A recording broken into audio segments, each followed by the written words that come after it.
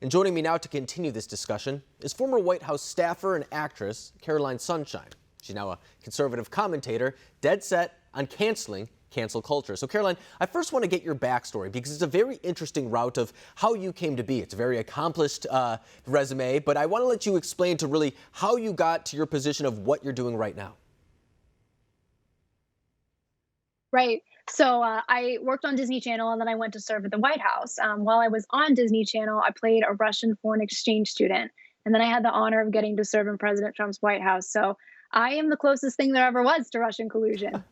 And we don't need a full report, I guess, in order to get to the bottom of that. But when it comes to this as well, I think that's also a very interesting perspective because oftentimes when we turn on the television sets, for example, and we talk about young people really getting involved in politics, it's always from the leftist perspective. It's always about these young socialistic type characters who get a lot of the media attention. But do you think that conservatives on the right, for example, don't get the same appreciation?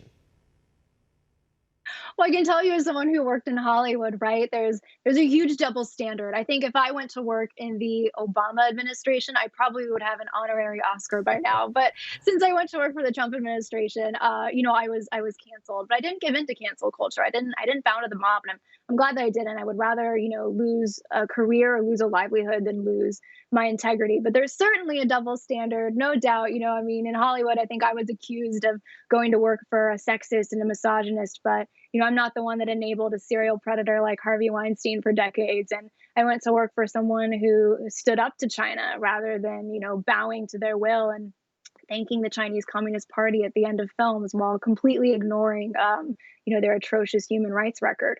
And Caroline, you bring up something that is problematic to me, and it's the idea that you're given a false choice, really, oftentimes, if you're a conservative. You can either voice your political ambitions, voice your political ideology publicly, but then if you do so, oftentimes you have to sacrifice friends, a career. As you put it, cancel culture really comes after you in a way that isn't seen for those on the left or just those who share maybe opinions in general. I mean, it's something that is very unique to conservatives.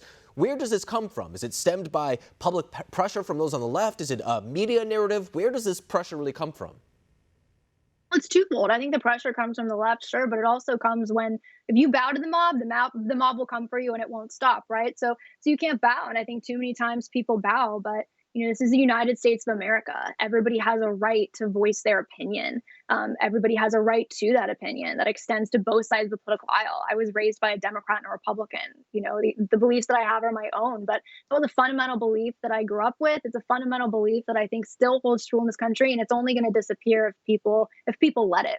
And, there's an expression, for example, I may not agree with what you have to say, but I'll defend to the death your right to say it. It was the idea that debate was good, something where you can bring two people with different ideologies to a table and have a debate, but at the same time go home and have dinner or get a drink with that individual. But we're not seeing that anymore today. The other side is viewed as the enemy in a way that I haven't seen in my lifetime, and maybe this country hasn't seen before. Do you see that yourself? Do you think that's true? Yeah, well, when I first started working at the White House and the news broke, um, I had, gosh, so many different things written about me. Like my Wikipedia bio was changed to say like Caroline Sunshine is an actress, dancer, and Satan worshiper, which is kind of funny, right? Anyways, but what I ended up doing was like I wore this dress just made of all the different opinions and commentaries that people had about me to the White House Correspondents' Dinner because at the time the dinner was really about celebrating the First Amendment, and that's what I stand for. Like I'll defend your right to say anything, even if it's something that you don't like about me, right? And that's something that I'll never give up. And that's a fundamental belief. Like Democrats or Republicans, like I don't care. That's a belief you should have. It's a belief you should uphold.